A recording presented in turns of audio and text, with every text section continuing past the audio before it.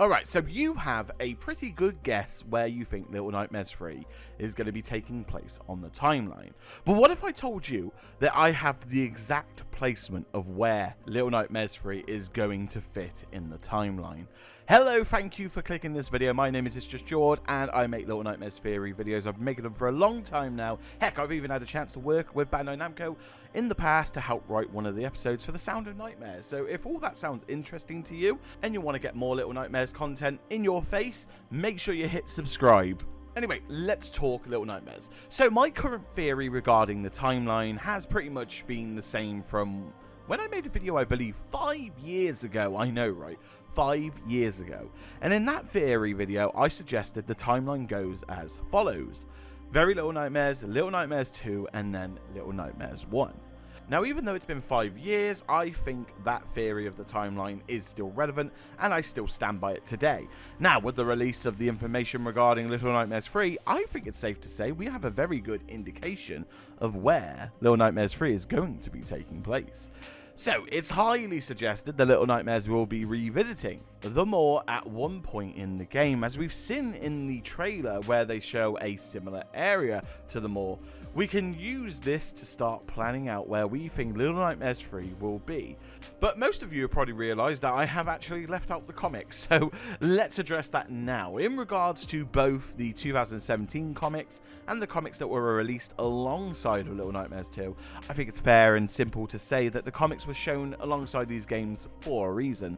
For instance, if we take the 2017 comics, we can see that it's set on the moor, with Six and the children gathered round telling stories of their encounters in the world of the Nowhere and on the moor. In each of the 2017 comics, we can see another one of Six's ventures deeper into the moor and all the residents that she sees and encounters, and not forgetting all the stories that were told from the other children.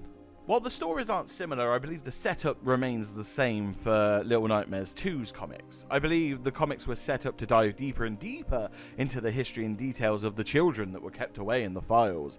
The only chance we would ever get to see them in-game would be the glitch remains, so it's safe to assume that the comics were just a little bit of an icing on the Little Nightmares 2 cake at the time. And again, they fit very well because they explain, and each one of these kids has some sort of player model in the files for them for later DLCs and things like that. So it's a safe assumption. But when it comes to Little Nightmares 3, we have been seeing clues and hints all over the marketing material, and some similarities between the moor and the spiral. We have seen areas that look very similar to the moor, but something far more interesting has given us the biggest hint that we're going to get at the moment. The Necropolis at night is not only one of the most unsettling things to see and possibly play, it also hides one of the biggest secrets to the games being linked that we've seen so far. Recently we had more gameplay footage of the Necropolis, and they even showed something they haven't been able to show yet, which was the nighttime in the Necropolis. The bit we're most focused on is the area in which Lo and Alone were about to walk down some steps. In this area we can see that there are markings all over the walls like it's been made with some type of chalk. This is similar to something we've seen throughout the whole of Little Nightmares, really. A great example would be the bully drawing on the floor and the chalkboard in the school chapter. The bully's drawings are very much aimed at the eyes in the void and the connection to the signal tower. But in the ones we're seeing here in the Necropolis, we do see eyes, but we also get to see something much more. Mirrors. You'd be forgiven to think that these illustrations or drawings are there to tell you a story, sort of like the comic books. That would be quite funny if that was true, but not quite. I believe they're directions or instructions on how to use mirrors to the children's advantage. Now, pay close attention to the mirror illustration in the center because we can see a story and instructions unfolding. I have edited the image a little to help with this explaining, but I've highlighted key areas rather than make any actual change to the image itself, so don't worry, everything you're seeing is as intended. We can see in the first image something which looks like an eye opening from a cover. This might be an indication of when the eye is open, and it brings the stone-stopping stare. This would make a lot of sense, because on the next image, we see an explanation on how to direct this gauge. Something interesting, though, is that this doesn't seem to be directed to the baby. It looks like it's aimed at anyone or anything that can do that gaze, that stone-stopping gaze from the eye's power. It looks like it's directly aimed at that. On the markings, we see arrows showing us the direction of the beam, which way it should be aimed, and what the target is. It's almost like we have to use the light to shine into the eye, similar to how we did in the Residence DLC to unlock the lady's secrets. On the right of the illustrations, you can sort of see that someone is watching this effect on the object, which is shown to us on a stand, and it seems to be emitting something out of it, light perhaps, or just a reflection. The someone in question, who I think is actually staring at this reflection or light, looks to me to have a long dress and long hair. In Little Nightmares 1, we know, thanks to the data mine, that we see the lady in a similar appearance without her mask. So could this actually be her before she turned into the governess that we know today? It's an interesting thought.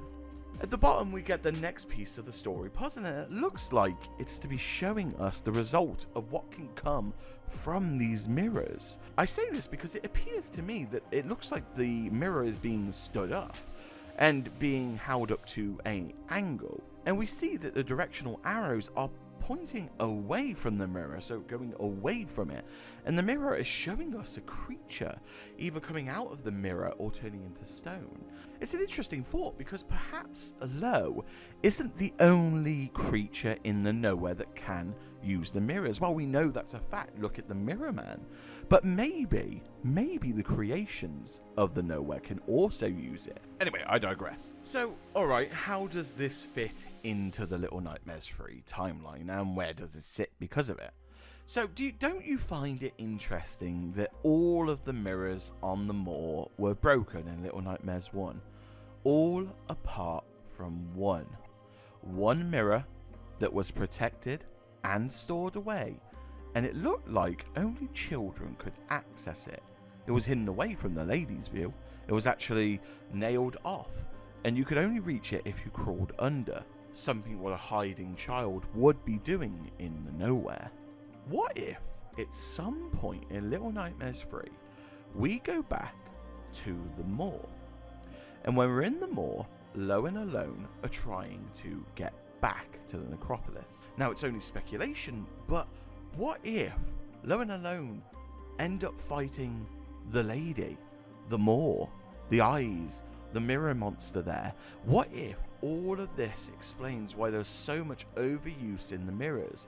And just to top this theory off a little bit, I speculate that Lo and Alone escape the moor through the lady's mirror.